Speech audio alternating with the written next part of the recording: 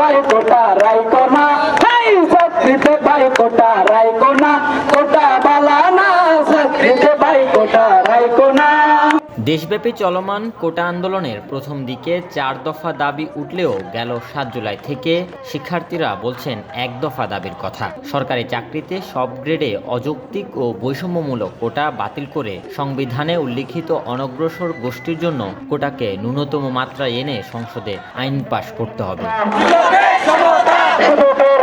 বুধবার 6ষ্ঠ দিনের মতো কোটা সংস্কারের আন্দোলনে চট্টগ্রাম নগরে সড়ক অবরোধ করেছে শিক্ষার্থীরা। এদিন দুপুর 1টার পর নগরীর টাইগার পাস মোড়ে অবস্থান করে আন্দোলনরতরা। শিক্ষার্থীদের একটি অংশ রেললাইন অবরোধ করে, অন্য একটি অংশ টাইগার পাস সড়কে এসে অবস্থান নেয়।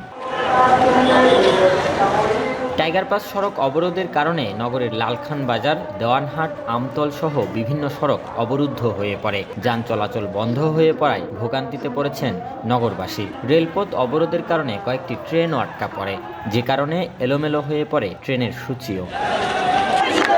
ডেস্ক রিপোর্ট, নিউজ নাও 24।